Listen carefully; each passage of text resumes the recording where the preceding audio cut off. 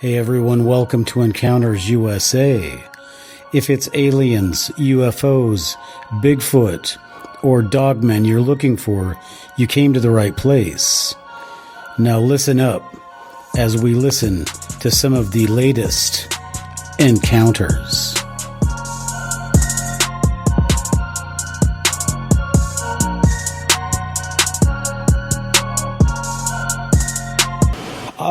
Everybody that is just tuning in, this is a special podcast, actually. This is a combination Deceptions of the Ages news and Encounters USA podcast.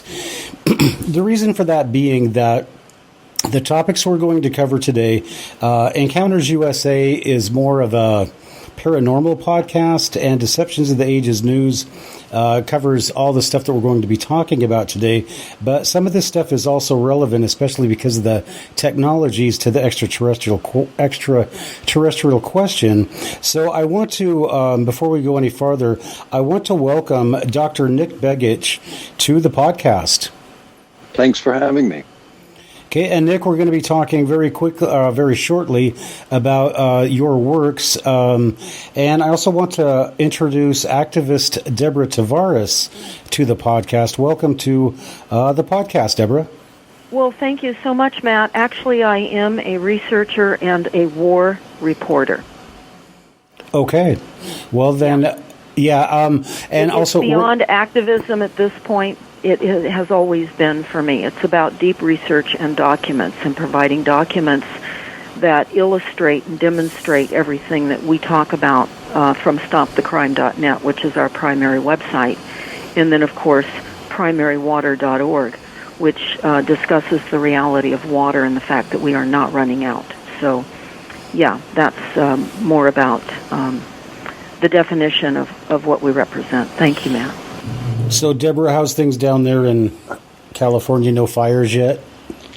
Well, there was an enormous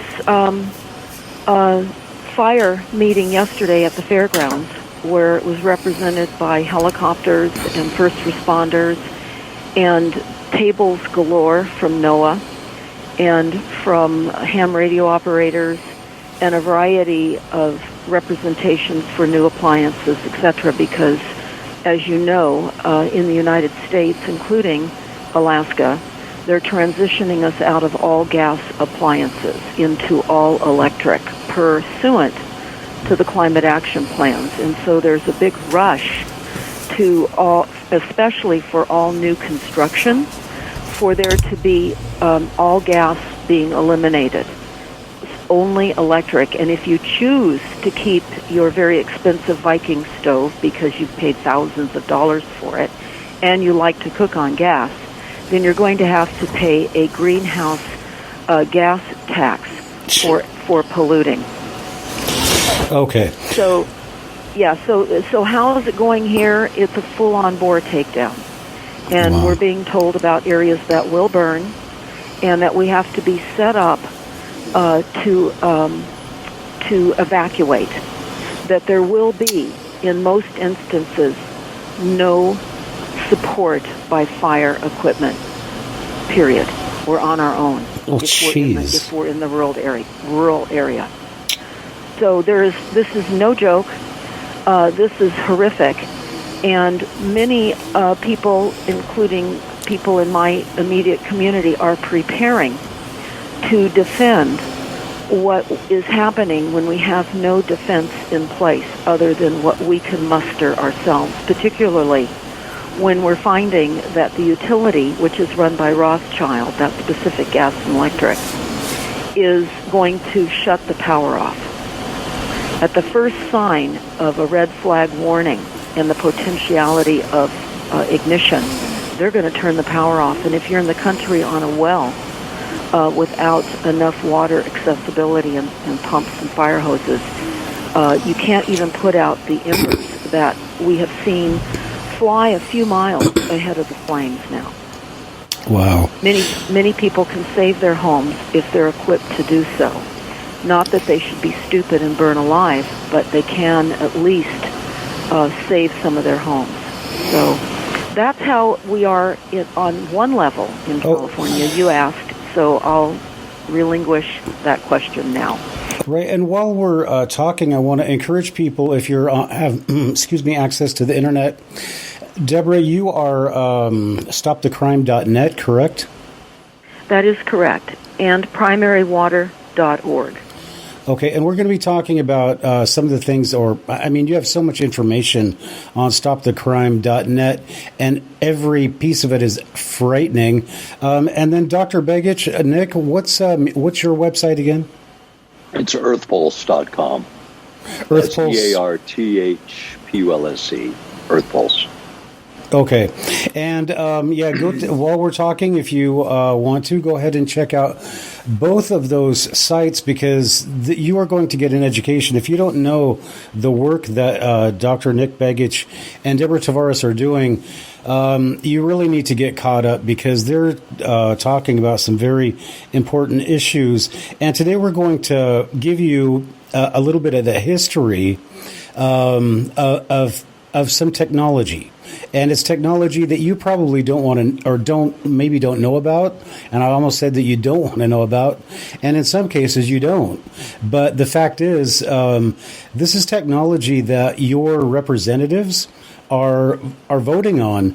And you have people in the Congress that I wonder if a lot of those people are beyond functionally literate. And I wonder, how could they understand any of these issues that are being placed before them, because they're so technologically advanced. And when you start to hear what Deborah Tavares has to say about California PG&E, it's all really frightening stuff. But we're going to give you a nice little background and give you a framework in which to kind of understand this stuff. So let's start with Dr. Nick Begich. And Nick, can we just jump back in time to Angels Don't Play This HAARP, your first book? Can you talk a little bit about the HAARP project and how that came about? Well, it's essentially, it's really kind of an old story now. It's 25 years ago that I first looked at that issue. And essentially, HAARP was a joint effort of the Air Force and Navy, and the intent was to figure out ways to manipulate the magnetic field lines surrounding the Earth, and the ionosphere, which also surrounds the Earth, which is a layer about 30 miles above the Earth's surface. And so for a number of weapons applications, the use of this technology became pretty interesting from a military perspective. And what they had figured out is that you could create a signal using radio frequency energy and focus that energy into a relatively small area, which is quite different than the way normally you think about energy coming off of an antenna. It generally spreads out with distance, becomes less dense, which is why radio fades out the further you get away from the transmitter. In this case, using an array or a field of antennas, they're able to create what's called cyclotron resonance, which would be visually, if you could see it, the energy would be kind of corkscrewing around and focusing more and more into a smaller area. And then by pulse modulating the signal, which is essentially just creating a pulse rate out of that signal, then you can create a lot of varying effects. And that's exactly what they did. And so for a number of weapons applications, from over-the-horizon radar, being able to look around the curvature of the Earth, this technology was useful. The idea of bouncing signals off the ionosphere in a way that would penetrate the Earth and see returning a signal back to the surface where you could discriminate underground facilities was one of the early, actually 1995-96 experiments in this area. And then when you look at some of the more esoteric effects, deal with affecting weather systems or gravitational waves, these kinds of things. Beyond that, it's a pretty versatile instrument. I mean, there's a number of articles on the website that kind of break that down. There's plenty of video on the internet if people want to look at it that deal with just that issue for a more thorough explanation. Okay, and I just want to throw in here, because you've skimmed over a lot of topics. I have you were the inspiration for this book of mine, the RAINIER paradigm, and So that people, because yours is you've given us a nice skim, but the mechanics of this thing are that they have a facility in Alaska, and it beams stuff into the ionosphere, and then, as you say, it beams it back. In my book, I talk about the use of satellites. Are they using satellites to do this? You don't, not with HAARP. The satellite side of this was looked at by the same inventor, Bernard Eastland, but it would be utilizing space-based lasers for heating certain areas of the atmosphere for mainly for weather effects. And that paper was prepared for the European Space Agency back around, I think, 2002, as I recall. And it was also work done for FEMA along the same lines. It's kind of an odd contract, but it was on how do you take the energy out of tornadoes, as an example, because tornadoes are a wind shear. You know, it's where a warm front comes up against a cold front, you get a shearing action, and then you get the formation of a tornado. And the thought was, well, what if we could heat up that cold front a bit? Could we keep that from happening by not having that differential? So that was FEMA's interest, at least, in that technology in terms of the record. So what were some of the drawbacks? I mean, what were some of the concerns about that technology? Well, generally, there are several. First of all, for Earth-penetrating tomography, which I described earlier, which is kind of looking into the Earth or imaging the Earth under the ground, it uses a low-frequency signal, and this is a very long wavelength. It takes a very long wavelength to penetrate the Earth and sea to any depth. Microwave, short wavelengths won't do this. Like the 5G, as an example, is a very short wavelength that doesn't penetrate very deeply into the ocean. So you need a long wavelength.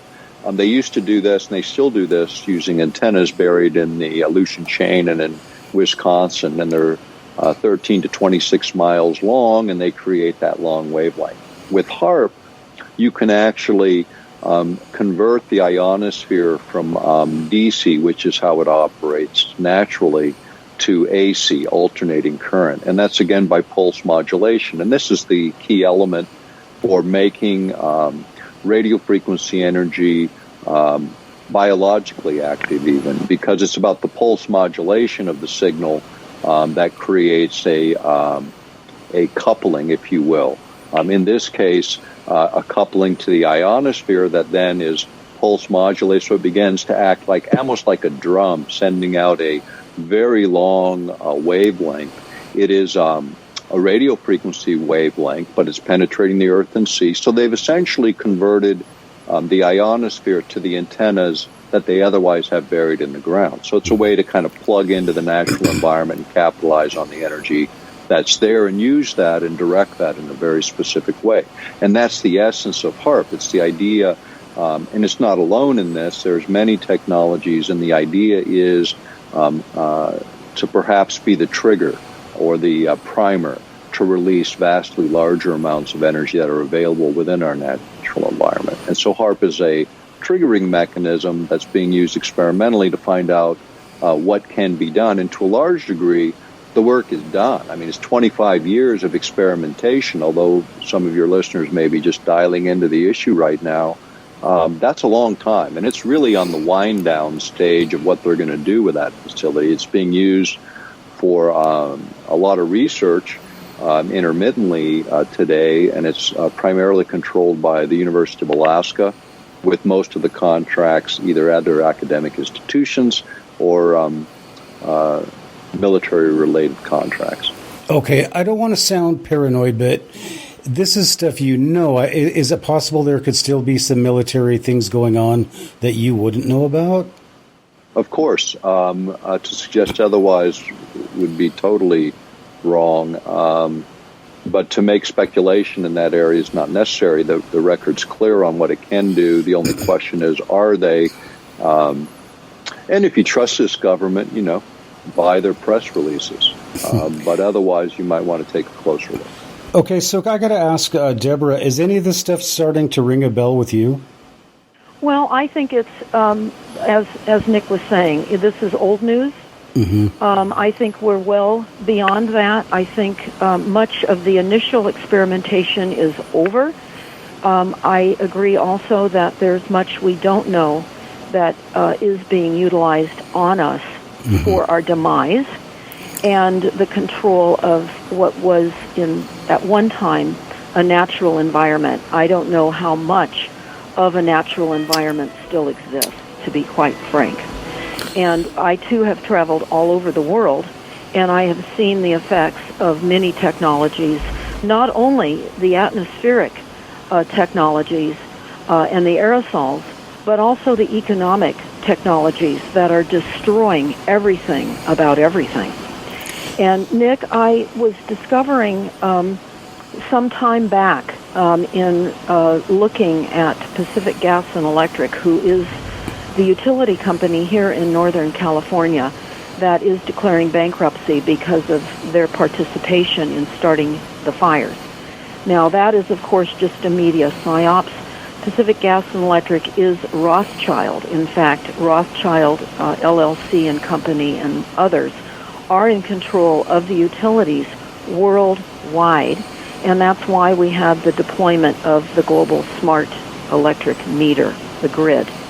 And why we are now finding that they are deploying global control of the wireless water metering system as well.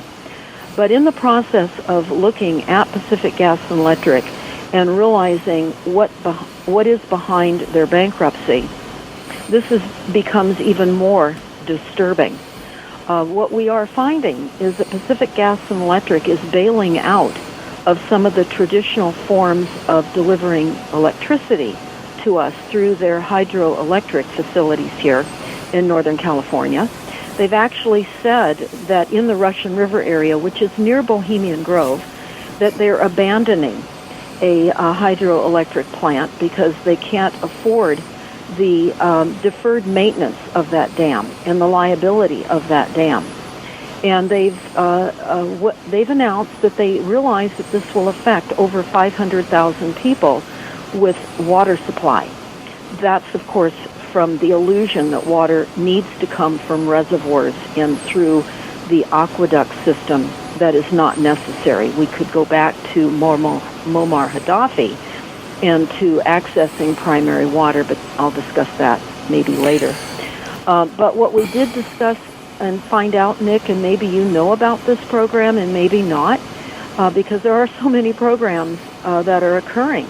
But we found out that Pacific Gas and Electric has signed on with Solarin Corporation, Solaren Corporation, that is based in Manhattan Beach in Southern California.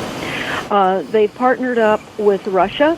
They're using Russian technologies and Russian patents, along with the United States and many other countries, including Canada, China, the European Union, India, Japan, again, the Federation of Russia, and the United States. And what is this? This is electricity from lasers from space. And the utilities have this big secret, and they will be imposing a sun tax. So, Deborah, can I jump in for a second here, because you've kind of gone a little bit ahead, and what I was trying to do in talking about this HAARP technology is what you just said is really where I'd like this discussion to go, but we have not talked. I'd just like to ask Nick about the human. What are the human effects? Because where we're going with this, we're going to be talking about 5G. We're going to be talking about all this stuff. But the HAARP, when, according to Nick's book, Angels Don't Play This HAARP, the HAARP was developed because of Tesla technology to take energy from the North Slope, which they had a lot of this natural gas, convert it to whatever energy, and then send it to a satellite, bounce it back into the Earth, which is exactly what you're saying. So why we started this whole conversation with the HAARP was for that very reason, because I just want people to have the background that this is Tesla technology. It's been around for a long time, and so you guys can go ahead, but I just wanted to throw that in there. And in a little bit, I'd like to talk about the players, but This is ancient Tesla technology. Well, in terms of the energy source, the project started with Atlantic Richfield, which was a major holder of natural gas resources at the time on the North Slope. And they had no market. They still don't have a market for it. There's no pipelines taking natural gas off the North Slope of Alaska, although we have hundreds of trillions of cubic feet there, enough to run the world for quite some time. The thing that they did is they said, well, maybe we can just generate electric out of this gas here. And the thought was they would use magneto-hydrodynamic generators, which are very efficient at converting gas to electricity.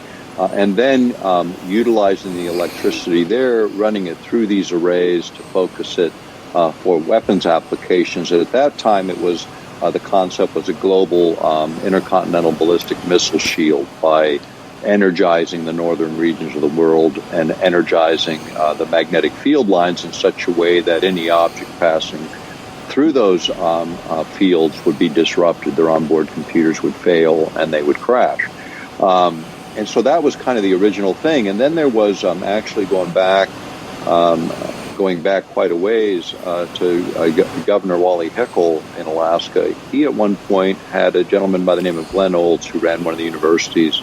And what they were talking about was beaming energy, actually transferring energy from one location to another by converting to microwave, which is another form of radio wave, if you will, just shorter wavelengths. And actually send the energy wirelessly from one point to another. And this gets more in line with what Tesla was thinking about. The other place this comes out is in the early testimony and actual congressional discussion in the U.S. Senate. Ted Stevens had mentioned at one point the idea that we would be able to tap the ionosphere and bring energy down from the ionosphere. And if you remember, a number of years ago, there was an experiment run with the space shuttle where they drug a tether, a long conducting line through the ionosphere, and it almost blew the space shuttle up because it conducted so much energy and shunted that energy into the space shuttle and just about overloaded everything. What they discovered there was much more available energy potential in the ionosphere than they thought. And so how would you use that? Well, if you could drag a conductor through that field, then what you could do is maybe shunt energy into a low-orbiting space platform, for example, which would allow you to keep a space platform in orbit indefinitely by being able to resupply the energy source. The problem in the early days was, again, focusing energy to transfer it from one point to the other in the appropriate form. This was accomplished through HAARP. The problem is when anything passes through that beam, like an aircraft or something with sensitive electronics, it has the same effect as an EMP. It blows the circuits. It interferes with the avionics. It causes things to crash. If you think a cell phone on an airplane creates problems like Tron, think about something generating power on the level that we're talking about. And that's, again, why it was kind of pitched as impractical. Now, it reflects on Tesla only in the fact that it was referenced by Eastland, and I knew Ben Eastland fairly well up until his passing. And what I can say is the concept was more than that. It was the idea that perhaps going back to Tesla again, there was a way to tap natural energy and provide free energy to the planet, and that was the basic concept. I can assure you the military is not interested in giving free energy to anybody. They're interested in military applications, and so that's always been the thrust of the program. Well, metering as well, too, Nick, where they want to charge for whatever energy is provided for all of us as well. But Deborah, the meters... The whole thing about this carbon culture, you live in California. And unfortunately, you live in a place where people are really deluded, okay? And most of the country isn't going along with a carbon tax, and I don't think they will. On a global level, we need to talk about that. Hydrocarbons are the answer. Right now, natural gas is the answer. It is the transitional fuel that makes sense. And if you look at wind and the inefficiency of wind, and you look at solar's getting closer, but it's still inefficient. And although they give 20 years on these panels, they're finding that they break down in 5, and the economics is a failure. When you look at energy density in terms of BTUs, and you look at 4 billion people coming into the middle class over the next 40 years in the world, they are not going to be looking at solar. They are going to be looking at hydrocarbons. Okay, so now let me stop you right here because I have some additional information, because certainly I hear California all the time as being basically a target area for all of this. It is not. And sadly, the longer we think that other states everywhere, globally as well, countries and nations everywhere, are all have adopted and have in place climate action plans that are equivalent to elimination of all resources. And these are genocide plans that are in play based on the false reality of climate change being a natural factor, when in fact we know that there is sinister use of technology overriding what we're seeing. We know that, as you were saying, Nick, that the solar and the wind, and certainly the hydroelectric and other aspects of energy production, what they're telling us, and as you said too, they're not reliable. They're not reliable because the weather is controlled. So you cannot have a ground-based solar system when we have increased solar dimming from the aerosol spraying programs. You cannot have a wind-powered renewable system when the wind is controlled. And you cannot create electricity from waves, W-A-V-E-S, as the attempts are being made now as well, when the coastline is controlled by blast wave accelerators and other aspects of technology that are already adding acidification to the ocean and killing our environment.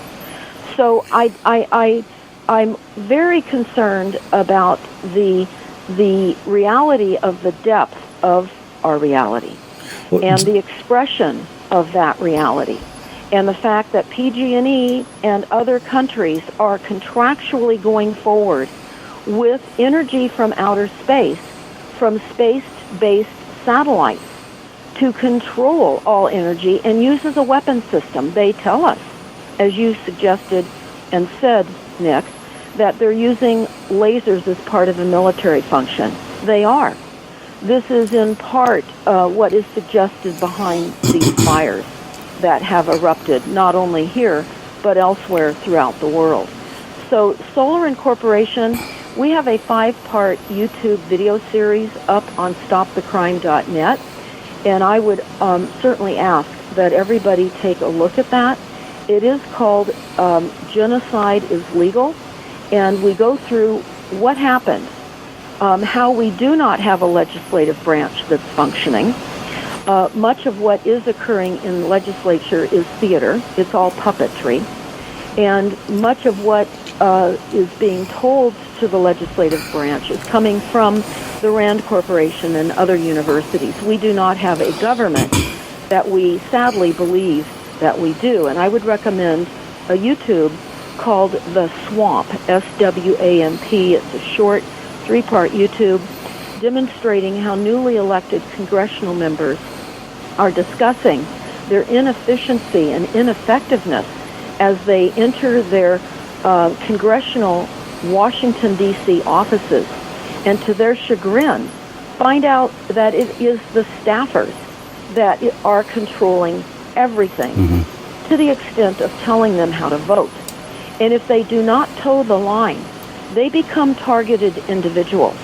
And I mean targeted individuals in the sense that they're attacked, they're marginalized, and many of them are forced to leave out of frustration and out of attacks on their families.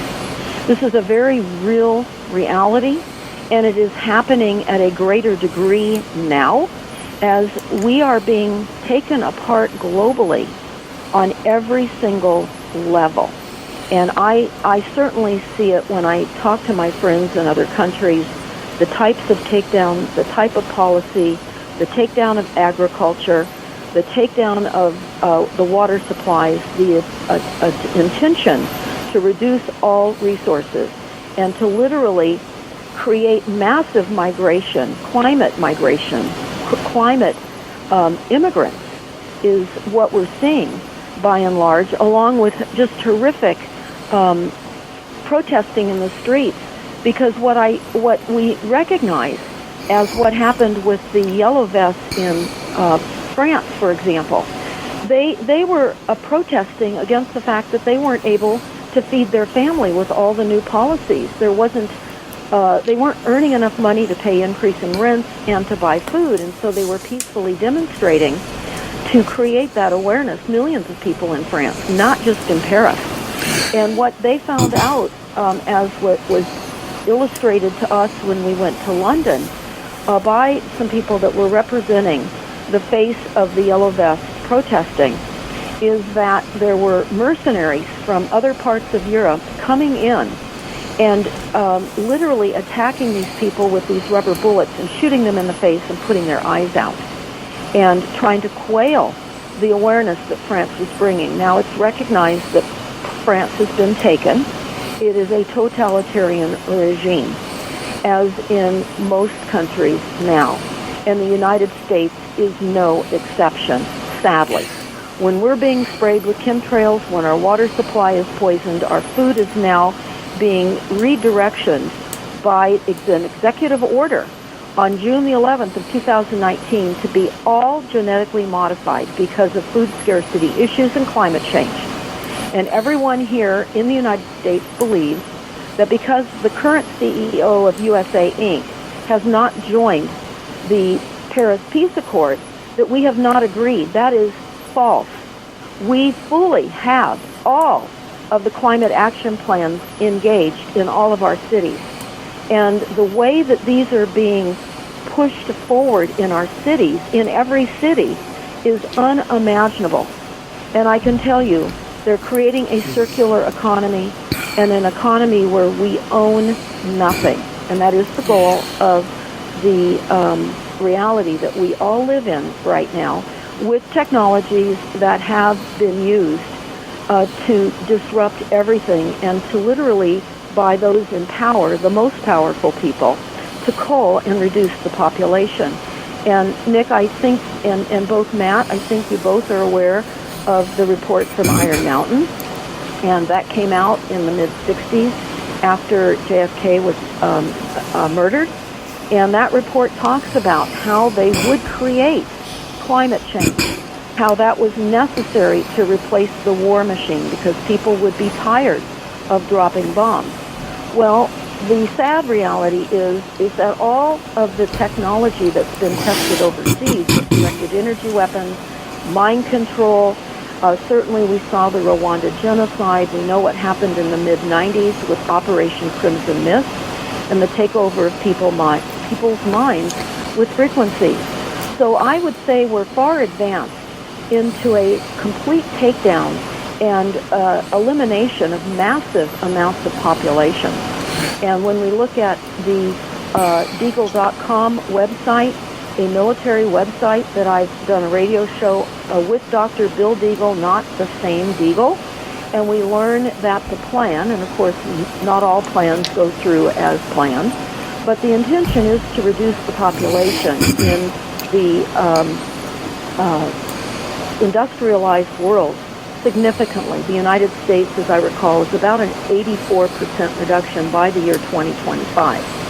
And subsequently in the UK and Australia and elsewhere. And you can take a look at that. It's, that interview is on stopthecrime.net, and it is entitled 5G, the Culling of Humanity. And that's where we talk about that particular genocide program. And of course, the United States signed on under Nixon in 1988 onto the Genocide Treaty, and which provides for an annual culling of the population by the use of many aspects of technology. Okay, that, Deborah, is not being discussed. Thank you. Yeah, you've you cover all these topics that I really want to talk about, but I'd like to keep a certain framework to this discussion, and we never got an answer to the question. If we go all the way back to the HAARP thing, and this is where we get into the technology you're talking about the eradication of the population. Is Nick, what's the story? I mean, what are the human effects of these waves, whatever you're talking about? What are the effects on people from like the HAARP? And was that technology transferred into cell phones, and then it's going into 5G? Let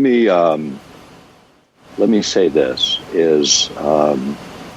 we just heard a very long string of 50 different issues from the other guests, and it's thrown an awful lot out to your listening audience in a way that is unstructured. What I'd really like to focus on a bit is, having heard all those things, so what's the solution? I'd like to hear a solution set, because the only thing that's happened so far in this program, which is disturbing to me, is we've generated an awful lot of fear.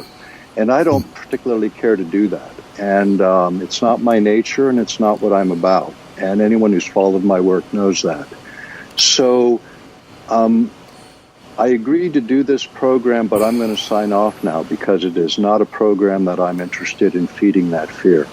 So we can reschedule this at another time, but today is not the day. I'm going to terminate my side of this conversation and let you guys continue with your program. Okay, I respect that, Dr. Nick. Thank you for your time, and we'll try it again some other time. We'll try it again another time. Okay, thank you, and you have a super day. Deborah, are you still there? Yes, I am, and I'm sorry that Nick has taken that position. Certainly, as a mother and a wife and a grandmother, and knowing these issues by looking at the documents, I cannot underscore the reality of these documents with more truth than I said. And while some of this and most of it is scary, in order to understand solutions, we need to understand what we face. And there are people that are working on technologies in our defense to create frequency shields. These are very real technologies that will help people survive the intention to reduce the population by the use of a silent weapons system of warfare. Mm-hmm. And I am not opposed to going along with the idea of a global consciousness and emerging into a higher framework, but we are being held down by powerful people that are not allowing us to ascend in whatever religious venue and wherever we are by technologies. So it's up to those people now that start to become aware of the types of programs that we face, and they are redundant. Mm-hmm. And it is scary, and it will cause fear. But then there is the other side of that, then knowing. And as long as we continue to be told this is too scary, I'm not going to talk about it, we're going to continue to be taken out with policies that are taking us out. And we're all, I think, as you can maybe agree with, Matt, there are many people that are consciously aware that something is really amiss. Something is really not right. Well, and so, Deborah, can I just... I understand exactly what you're saying, and just to kind of explain things... I think from Nick's point of view is that he's heard this ever since he wrote that book. I mean, can you imagine 30 years of people like me coming back and bringing that up? And he is trying to be negative or trying to be positive. That's his thing. He tries to spread positive vibes. And I doubt he's ever seen your website. So, and what he has a very valid point. What you're saying is very depressing, but I mean, if we just stick our head in the sand, then what? Who are we? And what you're talking about, and what I was really hoping to get out with him, is we didn't get to the point of, because I said, well, what are we going to do about it? Well, we don't know what the problem is because we never talked about who the problem is, right? So why don't you tell us? I think we got to the point that negative conversation was not good, and that was then the end. Right, but really, what we need to talk about is who's responsible for it, and do you have any opinions about that? Because I certainly do. Well, I wrote a whole book about it. Yeah, it's not opinions, and certainly if you've investigated and found who the many corporations and individuals and foundations are responsible for this. We have layers and layers of responsibility. Mm-hmm. We have daily workers that earn a paycheck that are responsible for rolling out 5G because they're getting a paycheck. Right. We have current workers that are creating telephone poles now into weapons. They're earning a paycheck. Are they responsible, or are they compartmentalized, or are they not able to get any other kind of a job? Because what we're finding now, sadly, is many of the jobs are related to literally capturing us within this system. And that is a sad reality now. People that work for federal government agencies, any of the agencies at all, health departments, think many are doing good. But when you look at who's behind these agencies, as we have, you find that they're all behind reducing greenhouse gas emissions, which is behind a global lie of weather weapons disguising climate change. And when you read fossil fuels and eliminating the use of fossil fuels because we're running out, that is a scientific fraudulent disinformation. Mm-hmm. We've never used dead dinosaurs as our petroleum. This was a Rockefeller creation, mm-hmm. so that there could be an amass of profits over a fuel that was going to be highly controlled. One of the reasons that they're shutting down Venezuela right now is because they want them to stop producing the petroleum on the open market. You can't say we're running out of something when other countries are profiting by it and pumping it out, because it doesn't end. It's a renewable, just like water. So we can pretend that these things aren't happening if it makes you feel better.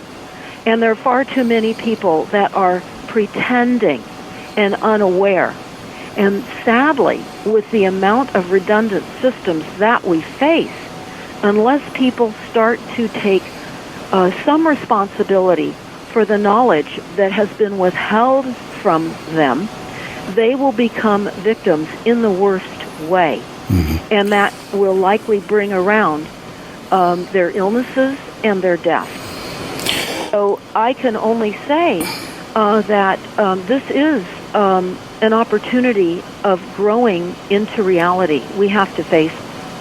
And that's most important, is to face the reality that we are really in. Okay. And Deborah, and yes. I really want to get, I mean, these things are all well and good, but my intention in doing this podcast was I want people to know the nuts and bolts of what's going on, and we're kind of just skimming over things. So I need to establish one thing. You and Nick both talked about space-based energy, correct? Yes. Energy is going to come from space, and it's going to be transferred to and this is all I was trying to get at. They're going to send energy from space to the Earth, to a space station or a substation, and it's going to send energy out that will be metered, correct? Well, is that what you're talking about? Well, in part. Let me explain. And this is specifically about the Solaren program, SOLAREN, which I was mentioning when we were speaking with Nick. And what this program is, it is creating energy from space, from satellites. And it says where the sun always shines. Now, this is on our Pacific Gas and Electric website. Now, whether it's still there, I don't know. But you can certainly take a look at this as part of the 5-part YouTube series on stopthecrime.net on our video channel. But they say that energy from outer space, and they say it may seem like the stuff of science fiction, but it's actually reality. Right. And go ahead. So I was going to describe this. They say where no watt, W-A-T-T, has gone before. They go where the sun always shines. Solar radiation is the most promising form of space-based power. While a growing solar energy industry already exists, outsourcing to space will help solve a lot of issues. They say that land-based solar power is limited by night, cloud cover, and the atmosphere. In space, the sun never goes away. And they say solar panels in space will be attached to orbiting satellites stationed on the moon. And they go on to talk about how they're going to do this. This is surreal. And I can only tell you that all the major countries are working together on this, and it is a utility company secret. And it was disclosed maybe only about a year ago, but that came about through an email exchange. That was part of a YouTube that we posted entitled Plan to Burn Up Northern California. Now, for the listeners, what that email exchange was, it was an email exchange between the utility company and the Public Utility Commission in using space-based weapons. And I won't go over that email exchange in detail. Again, you can take a look at that and see this for yourselves on Stop the Crime. But again, the Solar Incorporation, as I mentioned, is in Southern California, and it holds patents for transmitting microwave-directed energy from space to pinpoint locations on Earth. It holds patents for this. Okay. And under some of the other patents, which we give the numbers of the patents, they say that the solar-powered satellite will generate a powerful microwave radio frequency beam focused on an array of collector antennas, where it will be transformed to electrical power supplied by our utility companies.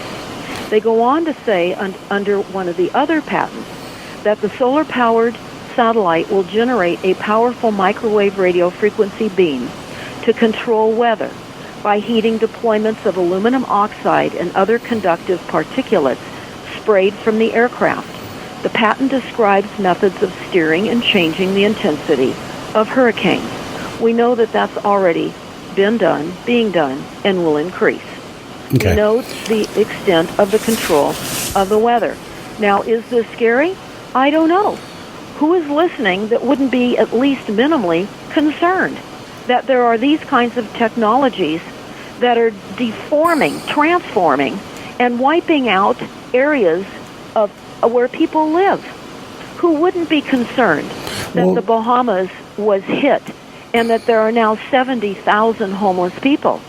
Who wouldn't be concerned after the fires in Northern California that our streets are literally lined with RVs, recreational vehicles, because people lost their homes and there is no housing? Yeah. Who wouldn't be concerned about the reality that we see with our own eyes as a consequence of these multiple redundant weapon systems? Who wouldn't be concerned? And if this is fearful, well, then so be it. But we have to take action, and certainly we have to take and utilize whatever solutions we can drum up by knowing and learning what we face. And when people ask Matt about solutions are strictly what people understand the problem to be. Period. Okay, but we're still just jumping ahead here, and we need to so that people understand that are listening to this, the power that there is technology, and this is all what I was trying to get established with Nick, is that with the HAARP, they established the technology to transfer energy from Earth to space. And then, of course, they would have the ability to transfer it from space to Earth. But so that was what Nick's role in all this was, and how we have that technology to do it. And because I just know that there's people out there going, oh, sure, how are they going to do that? That sounds like Star Wars or something. But you were saying that, yes, your power company, and this is what really caught my attention, your power company put out that they're going to start sending energy from space, and then you just started talking about the psychological aspect of it, and who wouldn't be concerned? I'll tell you who's not going to be concerned. Anybody who's not affected by it. If I'm sitting in Seattle and I don't have a fire, I'm just going, well, thank God I don't live there. I don't live in the Bahamas. That's who's concerned or not concerned about it, and that's what the PSYOP is. Anyway, but before we go there, Deborah, can we talk? I would like to add one thing to what you just said, because no one is void of the effects of these redundant systems, be it what is being used in weather manipulation and how people in different localities are facing disasters. Everyone is facing the economy of the policies that are already adopted in your communities.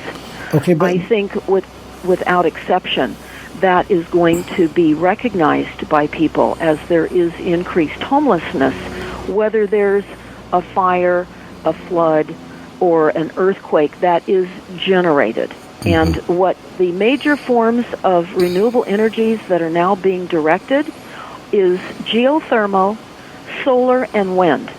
And geothermal operations on the Ring of Fire.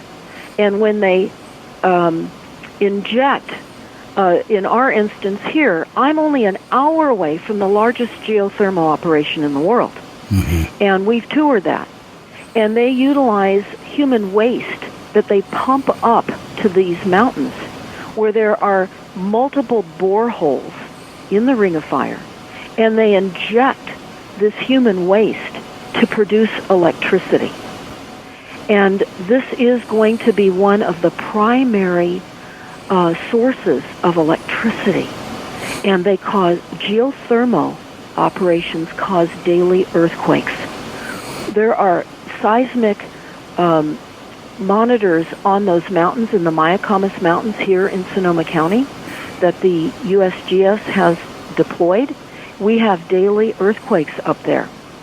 And now that is going to become one of our major sources of electricity in this region.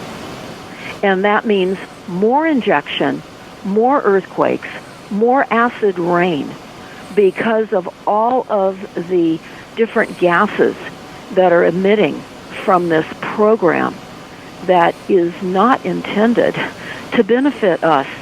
It's intended to cause earthquakes.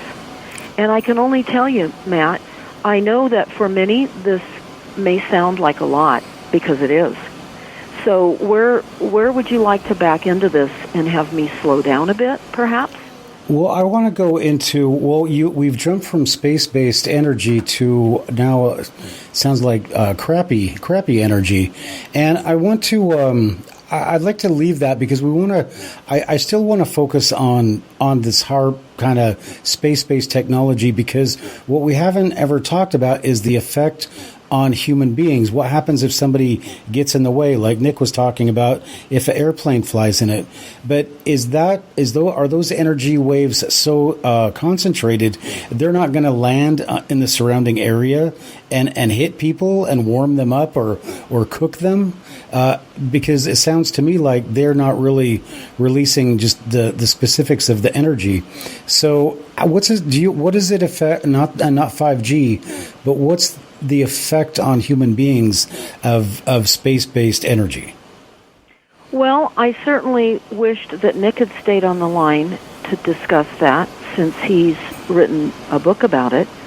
But what I can say as energy in general is that we're certainly seeing more of an electromagnification in the environment.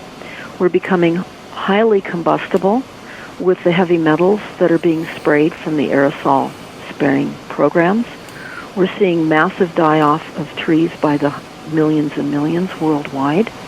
We're seeing fires that are hotter and faster than ever before. And the effects of the accumulation of the technologies that were originally discovered and discussed as HAARP technologies have expanded and become more pervasive. And now we're looking at not only the effects of all of the cell phone towers, all of the wireless.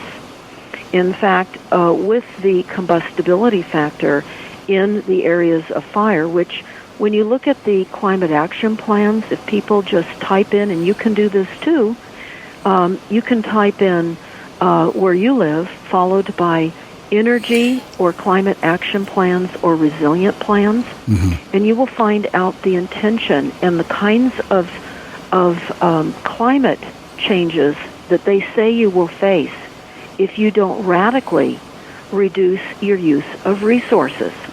And that includes eliminating gas. Not only petroleum, but gas in your homes, which is already occurring. You can type it in. All the cities now that are eliminating natural gas in homes. This is becoming a huge new economy of retrofitting and creating a new reality based on fraud and based on the capturing of technology and being used to direct where we live, force relocations, and force massive increase in home ownership, which is all part of the plan. And as far as what you keep wanting to discuss with HAARP, I think you heard it clearly from Nick that that's old technology. That's 25 years ago. Well, We've advanced. It's old, but but that technology has been transferred. I mean, we're talking about energy, and really, I'm not trying to stay focused on HAARP. I just wanted people to understand that technology has been there for a while, and it's not a dream. It's for real. So I'll leave HAARP alone. Yeah, I really think we're at a point now where people. That's why much of what we do on Stop the Crime with showing the documents that are already adopted in our cities. Yeah. These are not our assumptions, our guesstimates. These are adopted policies that everyone is under. Our cities have no jurisdiction. This is why people that have been going to their cities and their boards of supervisors trying and attempting to oppose 5G are making no progress because they have no jurisdiction. We are United States, Inc. We are a corporation. In fact, we are Earth, Inc. And we're not running by elections and elected officials and legislative branches, as we've sadly been told. I think most people realize we have a phony fiat currency. Well, in just knowing that fact alone, build up from there. I will tell you, Matt, one of the most important aspects of understanding was the fact we don't have a functioning government. And I think as many people now are understanding, it allows for a broader expanse of realizing our reality. Because when we have a corporation that has goals as outlined in policies that we were never taught in school, like the report from Iron Mountain, goodness, the government, when it was released to Johnson after Kennedy was murdered, that's the report from Iron Mountain, it was said to be a hoax. It was never a hoax. And like Silent Weapons for Quiet Wars, the first chapter in Behold a Pale Horse, the book. And I can only say we didn't read these things. We didn't know. We were not taught. We were deceived. Okay, but Deborah, let's, I understand that, and I know that, like, a lot of people that are listening understand it, but let's focus on specifics here, because I want to talk about, I really wanted to talk about the effects, but we can come back to that when we talk about 5G. But let's talk about the WHO. This is just all I want to say, and you can throw in what you want, but I wrote another book. It's called Deceptions of the Ages, and anyway, in that book, I talk about the Freemasons, and I talk about the Rothschilds, and I talk about how because you have a list of characters out there. You have Adam Schiff is your representative, right? And he's in the Congress on the Intelligence Committee. Well, the Schiffs were the neighbors of the Rothschilds back in Germany, back in the 1700s. It's a puppet show. He's not a representative, okay? It's a puppet show. Well, so let's be very clear. I know, but that's how much of a puppet show it is. And how could the people of California be so ignorant as to fall for that, as to let an actual representative of the Rothschild family be in Well, I mean, most of the people in Congress are representatives of the Rothschilds. But I want to ask you some questions, because you've brought up a lot of topics, so I'm going to ask you some questions, because you seem to know a lot about these things. And the first question is I had when you're talking about depopulating the earth, I was telling a guy I'm going to interview you, and he brought up the point, what good is it to depopulate the earth if they don't have slaves working for them? So what would you say to that? Yeah, that's a very good question. And certainly when we look at the NASA war document that is on stopthecrime.net, that was a PowerPoint given by the chief NASA scientist 2 months before 9/11, we read about bots, cyborgs, and humans, and it's about eliminating humans and the transition to robotics. Because mechanical transitions into robotics, they claim, is a reduction of people on the planet. We're being told that we're too large, we're too heavy, we're too cost inefficient, and we present too much of a degradation to the planet, where robotics do not. So I think everyone is starting to see the transition to mechanization. We're seeing schools closing now for declining enrollment, because certainly we see that the population is declining and there are fewer childbirths, even though there are announcements to the contrary. We see lack of enrollment, and we see schools closing. Well, it talks in the NASA war plan that brick-and-mortar buildings will disappear. Everything will be home-based.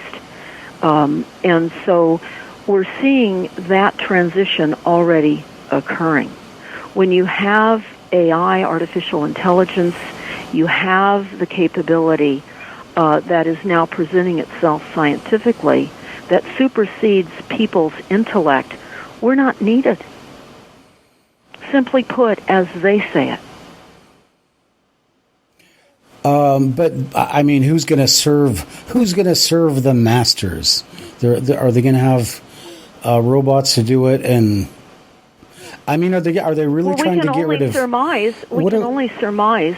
Certainly, when we look at the documents, and the documents tell us that, we can. I guess we might say that perhaps the masters will be served in different ways than what we've ever known before. We're living our lives in the past, in what we recognize as in the past. And because of the emerging capabilities that are bursting forth from revolutionary advances in life scientists, and it makes the principal agents, it's an evolution change is what is occurring.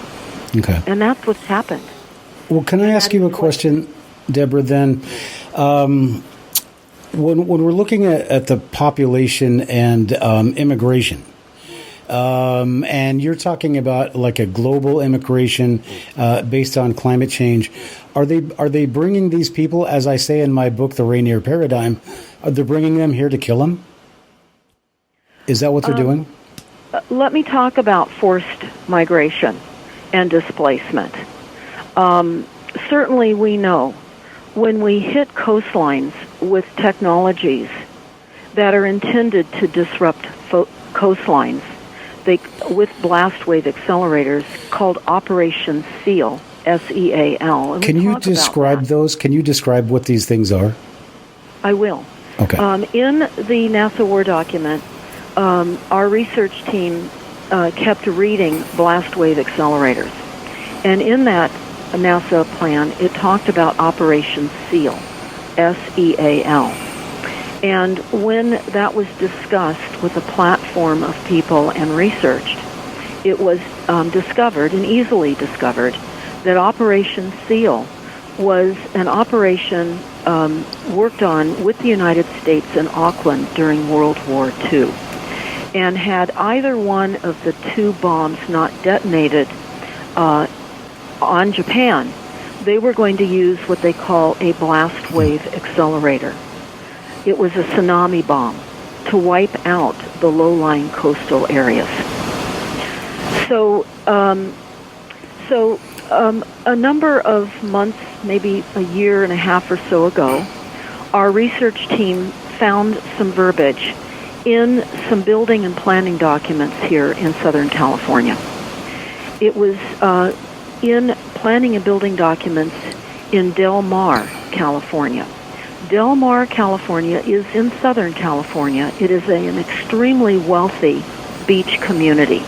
The homes are in the millions of dollars, and they're low-lying on the beach.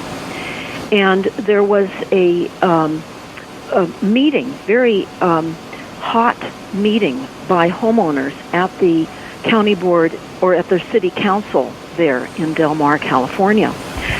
And they did not want planned retreat defined in their building codes. So as builders, and having had language that we look at when we see things like that,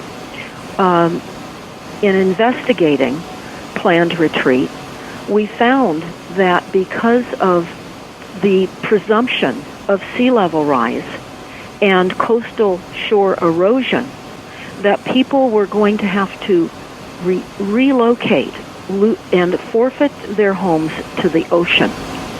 And there would not be any, of course, monetary reimbursement to them. They would have to walk away and in some instances demolish the homes because they would become a material threat along the coastlines. So what ended up happening is that there were many lawsuits because these are very wealthy people. Mm-hmm. They did not want planned retreat in their building and planning and zoning codes. So they sued against keeping that out of their codes.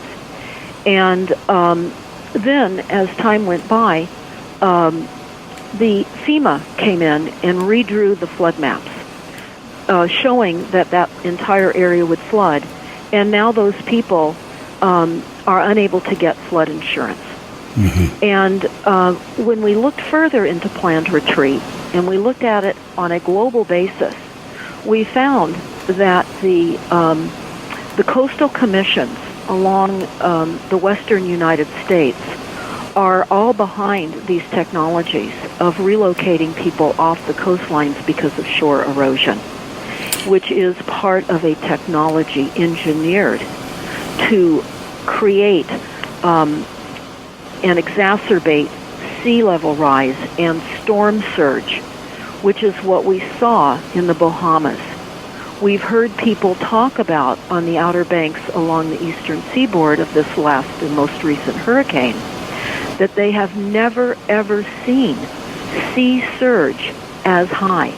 It even exceeded the buildup of homes on stilts that were designed to withstand 100-year storm surges. Right. Because we're being told this is now climate change. and we can expect devastating effects. These are technologies. We discovered that Russia has a blast wave accelerator that can create waves of unimaginable heights. Okay. Well, Deborah, I want to just stop you for a second here. Because what would this machine even look like? I mean, it would have to be huge. Have you seen it, or? Of course, no. I have not seen it. I would challenge anybody and ask people to identify what they're doing. Well, what I would say, there are people, Matt. There are people involved in this, and they know what they're doing. So it would be nice if a few whistleblowers would come forward. But these are technologies that are being used. Our oceans are being destroyed. Yeah, but you don't need a machine for that. I mean, 1940s, I don't know how they would have accomplished that. But if you have a laser, if you have a microwave that you can send from space that can power a city, if you just send it into the ocean, what's it going to do? It's going to heat it up. Water level is going to rise naturally. You don't need a big machine. You just need that. Well, I'm not saying that it heater. was a big machine. Yeah. I've never described the blast wave accelerator as a big machine. Right. I just like to be simple. I'm only saying that people can look up Operation SEAL and find out that there were technologies capable of creating tsunamis. Yeah. And so that's what people need to understand. And for those that are listening, look it up. Just look it up. And and also recognize that worldwide, many of the low-lying areas, you can type in, for example, London, planned retreat. You'll find many areas around the coastal areas of England and Wales and Ireland that are under massive plans of planned retreat. In fact, there's already a town in Wales that is being relocated right now. Yeah. There are many towns in Africa that have been relocated right now, fishing villages and so forth, because of these technologies. All right, so Deborah, I live in Washington State. I'm always on the coast, right? And where I grew up, there's cliffs. We have a sandbar called the Spit, and its elevation is 3 or 4 feet. And it's the longest sandbar in the world. Look it up on Google Maps. Look at Sequim, Washington, on the Strait of Juan de Fuca. But according to global warming things that I've been reading since 1987, that thing would have disappeared a long time ago, and it's still there. There is definitely evidence, because when I was growing up, there was always driftwood along the beach there, but that gets picked up and carried away by the higher tides. But none of the houses have been inundated. The lighthouse out at the end of the Spit is still there, and the coastline all along Washington State, with the exception of the beaches getting cleaned a little bit more, is basically the same. So when you're talking about this machine, or not a machine, but this device that can cause these effects, that's something, because I don't see, and people are probably going to leave lots of comments, but I don't see the effects of an ocean rise.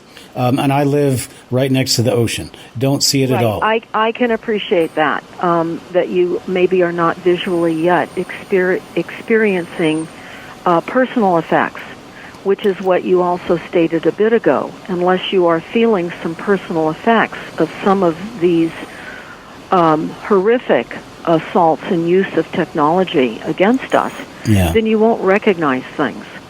So what I believe is important to do as a human being and as in defense of humanity is not to isolate ourselves within the non-effect zone, to recognize that there are technologies being used against many that are going unreported, and people are being displaced by the millions worldwide. And this is a designed program.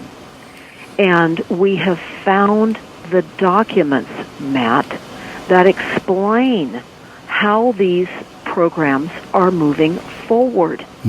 And we found many of these documents in the World Bank documents, where now we're being told that there is going to only be green financing. Green financing means that if the project you propose and you want to borrow money for, unless it meets the sustainability standards of what everybody's talking about, the new Green Deal, unless it meets those standards, you won't get financing. This goes back to my earlier discussion about how many people are working to bring down a system of destruction on us, and they're unaware. They're compartmentalized. The media is sectioning off news where we're not hearing what is occurring in other locations worldwide. But we're all under the same takedown redundant systems of economic and technological and psychotronic weapons systems of mass mind control and more. And directed energy weapons targeting individuals. And I would say that what I'm saying is outrageously unimaginable, but it is outrageously unimaginable, and it's sadly the reality that we're all in. And many other locations worldwide are more aware than many of us in the United States. And we can only surmise why that is. Most areas in the United States have been heavily fluoridated for many, many years. Our food supply has been poisoned. Certainly we have had bioweapons used on us with viruses. We know certainly that we have an epidemic of Lyme disease, all a bioweapon system. There are amazing books of whistleblowers talking about all of this. We're under mass assault. Mass assault. And all I can say is while we are still able to think, we need to. And for those people that are not yet literally controlled by frequencies, which has been a document that we've had on stopthecrime.net for a number of years. It was given to us by a whistleblower called the Aquarius Operations Briefing. And I do talk about that in that 5-part video YouTube series that we have up on Stop the Crime. And it is about the intentional use of frequencies that have long since been deployed on us for mind control. Right. And that was why I brought Nick on here, because his book, Controlling the Human Mind, is centered on that. Deborah, can I give you a little bit of kind of a history lesson? And you, I'm sure, know this, but let's talk a little bit about this Green Deal that you keep mentioning, and why is it so important? The reason, I'd like to give you an answer, and then you can tell me if I'm right or wrong. But historically, and Nick made a very good point, that right now the fossil fuels are the transitional fuel, correct? It's the energy of transition, as he said.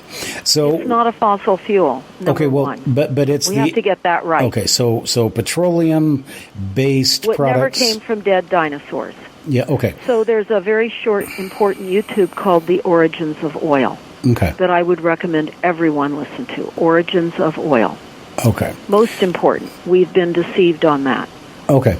But anyway, his point being that it is it's the transitional fuel, because our whole economy is based upon petroleum, whatever petroleum is. So petroleum has, for the last 100 years, been the king. Petroleum, Rockefeller, Standard Oil, all the subsidiaries, whatever, they have controlled the American economy. They have elected presidents, representatives, and they have decided whether or not we're going to go to war. Now, why would we suddenly be saying, oh, well, we're going to dump this technology on our social system, and we're going to adopt a completely different one? And you bring up a very good point, and that is that those are not really dependable, and that the transition is going to cause massive disruption. So I just want to say that makes really a lot of sense to me. But the other thing that you have to look at is that all the governments in the world are broke. Who's going to pay for it? We're going to have to go into so much debt to the Rothschilds again, who the Rothschilds build up the petroleum deal, and they made lots of money off that, and the weapons and the wars and all that. And now they're going to make another ton, and this is probably going to be it. They're going to make so much money off of this green technology that, there's going to be no democracies anymore because... there isn't any now. Yeah, but what's going to happen now is when we start talking about, when you're talking about your 5G and stuff, they're going to basically be able to monitor everything you do, send out vibes that you're going to be happy or sad, and whatever. And so you could go ahead and talk about the 5G now, but I just wanted to make that point that this transition is only going to benefit one group of people, and that, just like everything else, and that is the super rich. So what do you have most to powerful. say about that? Yeah. And sadly, many of the very wealthy have been used as cutouts to advance these programs, and the most powerful will eliminate them. We're seeing the demise of many wealthy people being thrown under the bus right now and being exposed. But I won't go into that. I do want to discuss 5G because it is a death sentence globally to people because of the frequencies. We don't survive these frequencies. It is a complete disruptor to our immune system and to our cells. Cells, cells, and we know that. What we talk about again in that 5-part video YouTube series, which I will not have time to get into great detail here on the show because I've probably got about 15 minutes left. We could do a program all day long, Matt, and still not cover all of the reality that we're in. But it is most important for people to understand this was a technology that was spoken about a very long time ago. And I just recently, a few minutes ago, told you about the Aquarius operations briefing. And I want to go back to that because this is the goal. It is the planned chemical sedation of the populations, and it is microwave radio frequencies for mass mind control. And the Aquarius Operation Group now uses new procedures for mass manipulation and mind control, which are more reliable and successful than earlier methods, since those implementing the manipulations are able to maintain complete anonymity. Again, this is all part of a silent weapon system for a quiet war, and that's what's happened. And they go on to tell us that few people ever had possession of the Aquarius operations briefing. But one person that had possession of it for years and knew this briefing document contained small punctuation errors. Each copy that was distributed had different errors. So whoever may have leaked it while they were alive would have been identified. So when this source of this document was released, they had died. So it couldn't be traced back to them. They were already dead. And so this report, Aquarius Group Operations Briefing, is on StopTheCrime.net. And what it is about is the electromagnetic radio wave and microwave pulse mind control warfare, and how these advantages of this type of warfare is a very desired mechanism for warfare because they can target subject populations, and those subject-targeted populations will have no knowledge of the procedures being implemented on them. And this is happening. And they also tell us that about mind control is chemical and polypharmaceutical saturation has already been achieved over the past 20 years of implementation with this purpose in mind, and is achieved through powerful covert introduction into population areas. And they talk about how in some cases this is achieved by deliberate overt introduction through exposure and consumption on behalf of the population base in everyday usage of public water supplies, airborne pollutants, chemical agents in a wide variety of foodstuffs. Now, what we learned, and I'll just throw this in, is that the vaccination program, there are many dormant viruses that we're vaccinated with, and with the implementation and the saturation of frequencies, many of these dormant viruses are activated. But I'll go on to talk further about the Aquarius operations briefing because it is, you asked about who's behind these things. The Aquarius operations group and the circle of 7 CEOs that are implementing these various forms of mind control to augment a basic intolerance of each other under whatever guise is necessary. That's what they're saying in this document. And they say that these programs will eventually lead to internal unrest and an occupation by the United Nations forces who will, under orders, keep the peace of the host countries. And they talk about how, I link this to the Silent Weapons for Quiet Wars document and also the NASA War document, which further illustrates the massive covert plans of global manipulation, enslavement, and genocide. Deborah, is this happening right now in the United States? Oh, absolutely.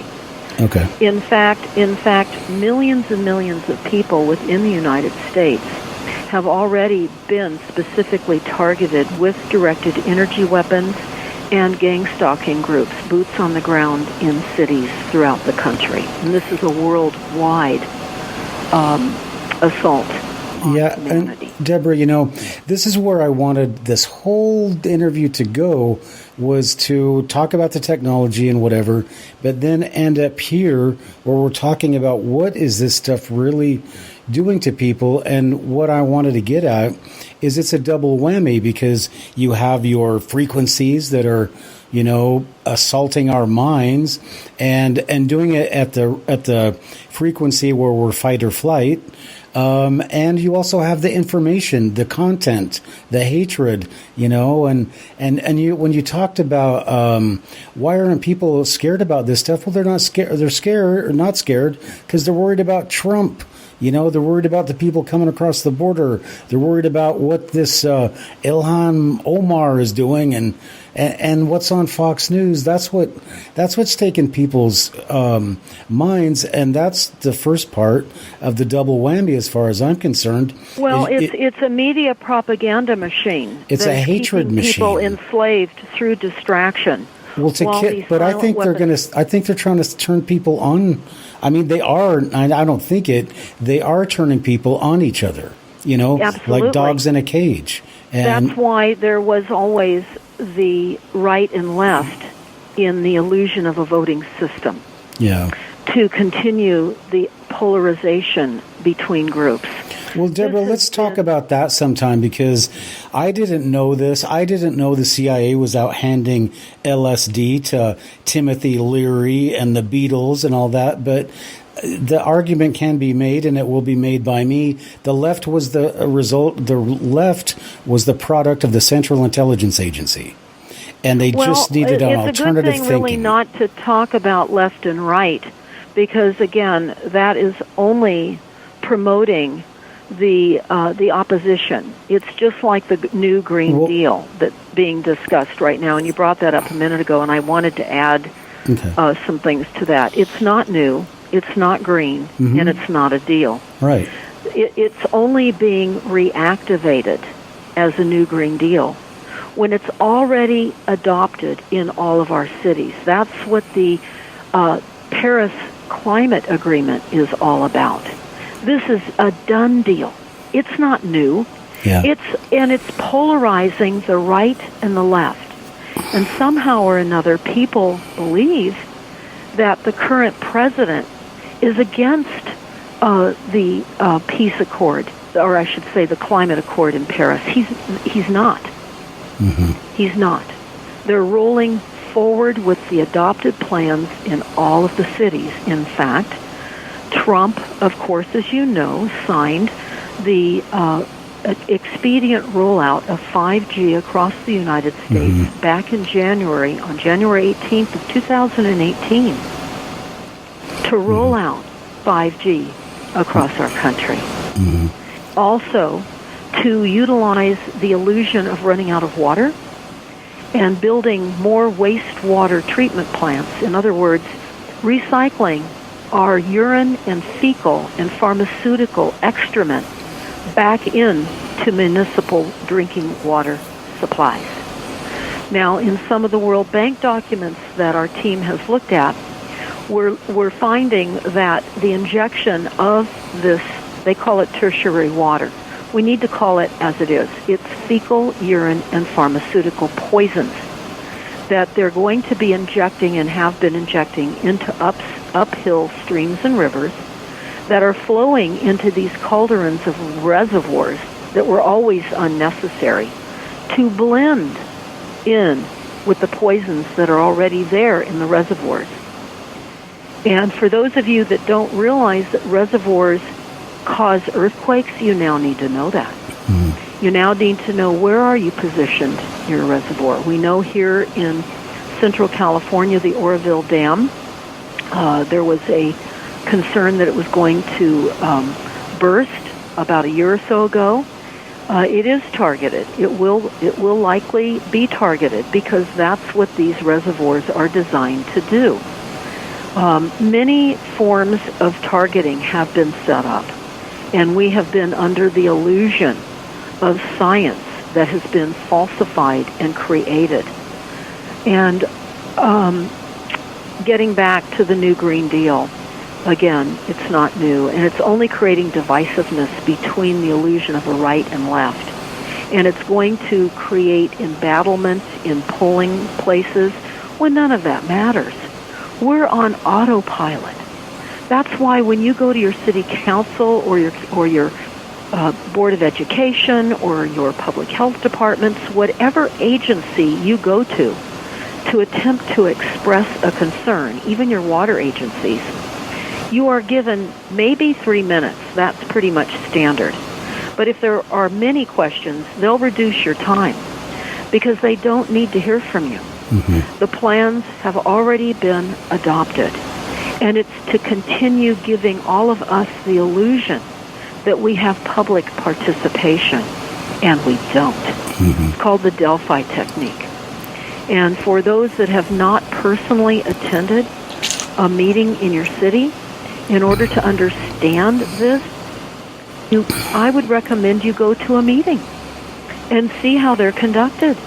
I will tell you from firsthand experience, only about a week ago, and I'm going to need to be, sadly, signing off here pretty quick. I'm on another show here coming up. But I was witnessing firsthand, because I was at a County Board of Supervisors meeting here in Sonoma County back on June the 11th of 2019.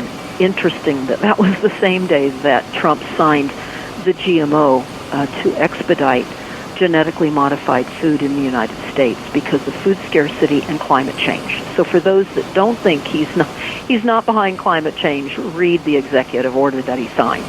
But having said that, I'm there with my research team at this Board of Supervisors meeting when they are adopting septic tank requirements for all that are on septic systems. So for any of you that are in the country that are on septic systems, you are being moved off of rural country lands because the claim now is that the surface water and the contamination of septic systems is poisoning the streams and creeks and rivers. Now, they're starting out incrementally with a specific area here in Northern California that they're targeting. It's called the Lower Russian River area, and I say that again.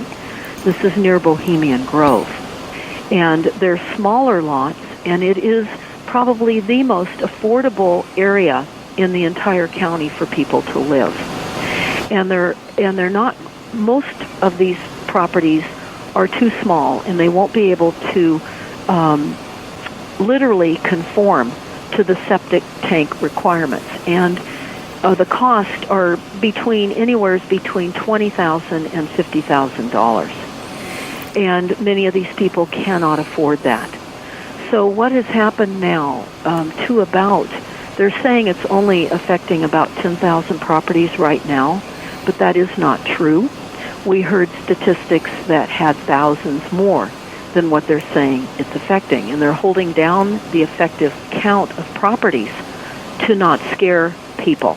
Mm-hmm. So to not scare people, there's mass disinformation. These properties are going to be deemed uninhabitable, mm-hmm. because if you do not have connectivity to a municipal septic system, which they don't, and you cannot comply to the new federal septic regulations, and this is a nationwide now compliance issue that's now coming into play to literally move us off the rural lands, just like the Wildlands project that many of us have been talking about for years. It's in play. And there, as I've said many times during our discussion today, Matt, there are multiple redundant systems in play.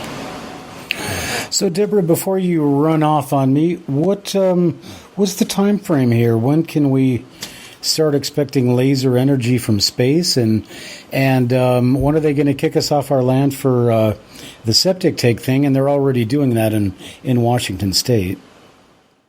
Well, when you ask me that question, I let the documents speak for themselves. I let the policies that have been adopted speak for themselves.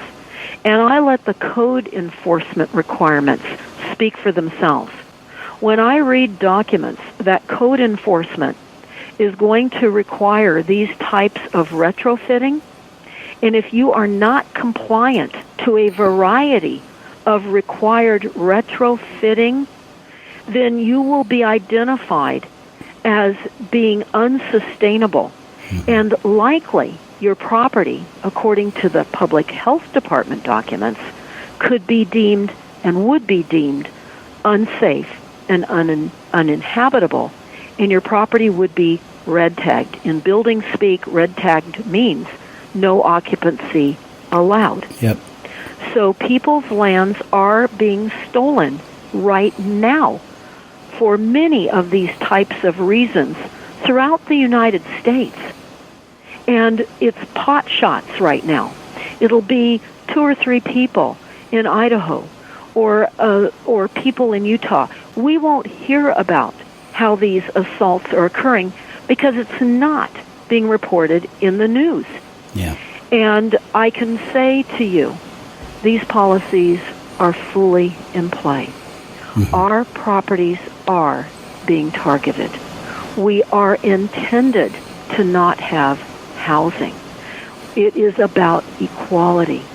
And when you look at the climate action plans and you read the plans carefully, you find the intention is to move the world back to the year 1750, pre-industrial, where we had no machinery and no equipment. They're saying at that period of time, we didn't have the greenhouse gas emissions problem. And that's what it's going to take to stop climate change. Now, climate change is weather weapons, and we are being deceived. We are being rolled upon by our cities in autopilot with Luciferian genocidal plans that are intended to take us off our lands, but not until we are further asset stripped. And I will say this, There are many loans now in place that are available that people will be offered for retrofitting. Some of those loans are called PACE, P-A-C-E. Some are called HERO loans. There's many different names of loans. They're all Rockefeller, Rothschild loans. Right, and when they can't pay them off, they're going to own the land. That's exactly right, because they sit in first position ahead of the mortgage. Mm-hmm. So for those of you that take a loan because you are being told that you must retrofit your home, and I will tell you this right now, there are different levels of required retrofitting. They're rolling through with the first level right now. And then it will become more and more, to where if you watch Soylent Green, that's where we're going. I just pulled up an article, actually, that was sent to me from overseas about how scientists now are urging the consumption of humans to reduce greenhouse gas emissions. It must be from China. I don't even eat that chicken from Costco. Don't want to get sued by it's Costco. not from China. I will tell you, the article is not from China. Okay. But in any case, we've been consuming humans for a long time here in our food supply in the United States anyway, and certainly we've been injected with it because diploid, which is human tissue, is in many of the vaccines. But then we have Senomyx, S-E-N-O-M-Y-X, that has been used for a very long time as a flavor enhancement. It's an excitotoxin on our tongues, and it makes us gravitate towards eating the food that the large corporations use fetal tissue in. So you can just... I'm sorry? I don't want to hear that. I have to eat in a few minutes. What did you say? I said I don't want to hear that. I have to eat in a few minutes. But go ahead. Sorry. Well, I think if people look up SENOMYX and you pull down the lawsuit that was put forth during the Obama administration by a Rights for Life group that didn't feel they should be using aborted fetal tissue in our food supply, and they lost the case because it was deemed as ordinary business. And you look at the corporate Luciferian corporations that supply much of the food, and you'll read the food sources that some of this had been put in. Now, whether they're still doing it is anyone's guess. But I can say to you that the Luciferian agenda is about power and sex and defying the human body in every way possible. Blood sacrificing, cannibalism, and sex trafficking, all of the above and more. And we are at a time now where we are being harvested as human beings by a system that's in autopilot. So we can put our heads in the sand, we can chant good thoughts, which are good. We need to have good thoughts as human beings. In fact, we advocate living in right conduct every single day and doing the next best right thing. But fairly soon, we're not going to be able to live that way because of 5G and the other frequencies that are going to control our thinking, implant dreams, insert ideas that are not our own, and literally create assassins to kill people, as we are seeing. Mm-hmm. This is a very sad, horrific reality that we face. And I think, in my opinion, and in the opinion of the years of dedication that StopTheCrime.net has made into finding the documents to bring these forward into the light, has been imperative. Because quite frankly, I would hope that if someone saw a person in a crosswalk, and they were legally in a crosswalk, and they saw some cars speeding down the road and knew they would not stop, that at least they would try to warn that person to get out of the crosswalk. And if that person chose not to, well, then that's their decision. Just as much of the information that we found in the documents is very tough. It's very scary. Mm-hmm. But people have decisions to make in finding out the truth. And the sad reality, Matt, is the truth has been withheld for so long that the enormity of the conspiracy is so horrifically awful that it is hard to wrap your head around. And I know you've probably seen or heard this quote, and I will leave the program with this in mind, besides recommending everyone go to primarywater.org. Understand, we do not need to drink our urine, poop, and pharmaceutical water. We don't need to. We are not running out of water. I want everyone to look at the Great Man-Made River Project that was bombed when they bombed and blew up Libya. This was a humanitarian crisis because Muammar Gaddafi had delivered water for free to many of the towns in Libya, and that was blown up. And in fact, we had a whistleblower contact our research team, telling us that they even blew up the well drilling equipment that Muammar Gaddafi had purchased from London, saying that they looked like missile launchers. And of course, they knew that they weren't missile launchers. They blew up the well drilling equipment so they couldn't re-drill for primary water. But here's a quote from William Casey, the CIA director in 1981, and he said, "We'll know our disinformation program is complete when everything the American public believes is false." So that's where we are. And like it or not, that is where we are. And I would recommend, again, everyone go to stopthecrime.net, primarywater.org, read the documents that we put out for you to see. We're putting together now cliff notes of these things because we know that many of you don't have the years that it has taken for us to fall in and out of PTSD as we've learned this information. And I can tell you, it's truth trauma. There's no ignoring the fact that this isn't a painful journey. It is. But there are many people that would rather know what they face. And if we're all walking into a box canyon of annihilation, there's some that may choose to go a different route and know the documents. So I want to thank you, Matt, for really giving me this time on your program today. Well, thank you, Deborah. It's just your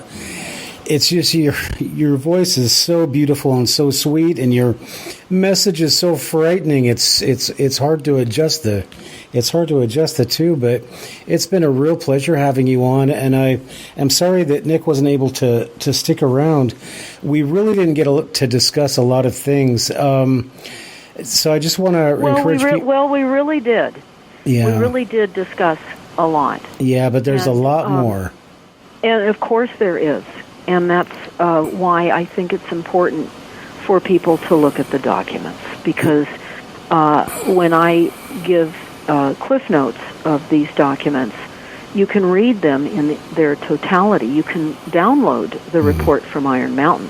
The YouTube that is up for everyone to see was literally put together by a Christian organization, and it does compare parts of the report from Iron Mountain to biblical scripture.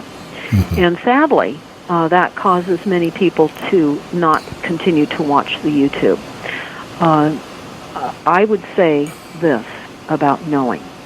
It is allowing people to find a spiritual connectivity and understand what a higher power is when you look at such evil in the face. We are in the jaws of evil. Yeah. And there is good, and there is a God, and I happen to believe in God, and I happen to believe in Jesus, and I happen to look at documents that are evil and Luciferian, and it helps to really, really edify people who have doubt in good and evil when they realize the evil. So again, I want to thank you for the opportunity to share something. Deborah, before you go, I just want to say you and I have a lot in common. We both believe in the idea that we have to stand before our Creator at one point and account for what we did here. And if we sit by and do nothing And I have 7 books I've written to try to educate people. You have a website full of information. I mean, it would take like months to go through all the information you have on stopthecrime.net. So I really appreciate what you do. And a lot of people really do. You and your group work very hard. And I just want you to know that I really appreciate you and what you've done. And I hope that my listeners will, if they don't know about you, will be able to look at your website. And so with that, I'm just going to say to my Deceptions of the Ages News listeners, we'll catch you next time.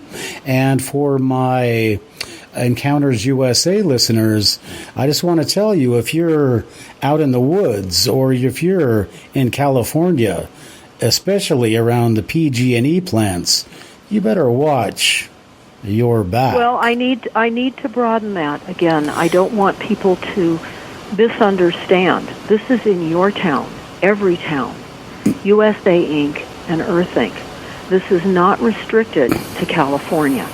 We have to broaden our understanding of that because we are all under these plans that have been adopted worldwide, and we're all under heavily chemtrailed and aerosol skies worldwide.